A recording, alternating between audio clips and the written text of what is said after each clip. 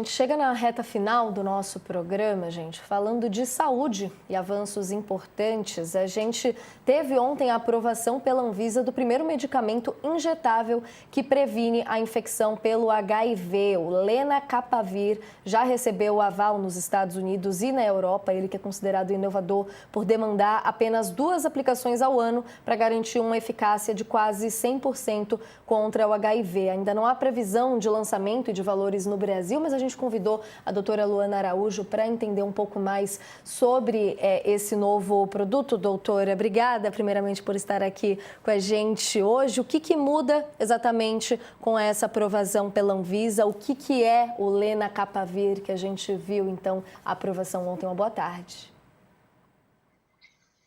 Boa tarde, Natália. Boa tarde, Leonardo. Prazer estar aqui com vocês.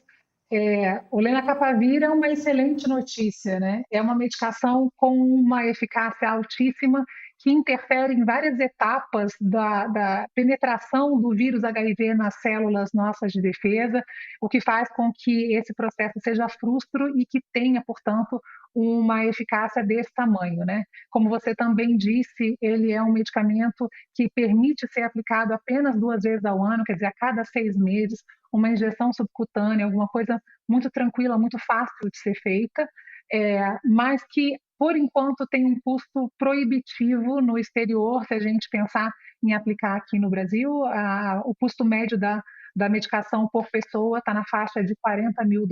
Então, isso ainda é, obviamente, um processo distante da nossa realidade, que vai precisar de muita articulação para a gente conseguir trazer essa medicação como uma estratégia de prevenção do HIV para cá. Luana, boa tarde, já obrigado pela presença. Quando eu li essa notícia, é claro, a gente tem visto ao longo dos anos, não é um salto pura e simplesmente, mas a gente vê ao longo dos anos a evolução dos antirretrovirais, dos remédios para atacar HIV, PEP, PrEP, todo o processo que vai evoluindo, reduz a carga viral. Agora, não tem como a gente não olhar, e eu até estava conversando com um amigo meu médico um dia desse, ele falou, vocês não têm noção, porque neste momento da nossa vida, nos últimos anos, a gente viu um remédio surgir para hepatite C que cura hepatite C. E depois agora estamos vendo vacinas surgirem para HIV, né? Para impedir, né, a contaminação. E aí eu queria que você falasse um pouco sobre isso, assim, sobre esse momento que a gente está vivendo, que a gente tem visto esses avanços médicos, né, surgirem e causarem, na minha avaliação, é revolucionário, né? E até estranho ver essa questão da eficácia próxima de 100%, né, doutora? Acho que salta um pouco aos olhos aqui quando a gente vê. Eu queria dizer primeiro que é por isso que a gente defende tanta ciência, porque é uma das coisas mais bonitas e de maior influência na qualidade de vida das pessoas, né? Não é à toa que a gente consegue chegar na idade que a gente chega. Quando a gente olha os avanços do HIV, principalmente nos últimos 40 anos, é realmente uma coisa absolutamente fenomenal, né? Uma doença desconhecida que parte de um cenário de letal, né? Um cenário de letalidade absoluta, para um cenário hoje de controle e de um controle que navega a passos largos para ser cada vez mais fácil de ser obtido e cada vez com menos custo pessoal para os pacientes. Isso é muito importante. O lenacapavir ele ainda não é uma vacina, viu, Leonardo? Porque ele não ensina o nosso corpo a se defender do HIV. O mecanismo dele, na verdade, ainda atua sobre o próprio vírus e os processos que ele sofre dentro do nosso organismo. Então, ele é mais um grande escudo da progressão, né, da infecção pelo HIV do que, propriamente dito, uma vacina. Mas, por outro lado, ele também não é um tratamento, né? Ele está ali na categoria da profilaxia pré-exposição.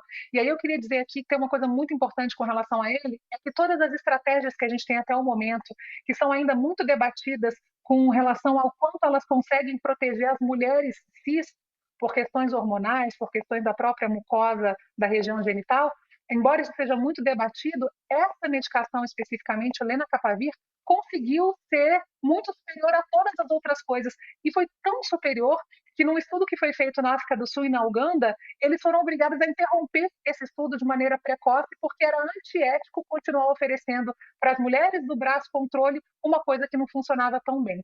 Então, de fato, Lenacapavir é uma revolução, mas ele é mais um passo. A gente vai ter ainda muito mais coisa nesse sentido. Agora, a hepatite C, você bem comentou, assim, a hepatite C é um desses casos que, quando eu era criança, e a gente acompanhava isso de uma maneira muito distante, quando eu entrei na minha residência médica ainda era uma sentença. Hoje, de repente, a gente consegue curar essas pessoas. Isso, de fato, é uma coisa sensacional.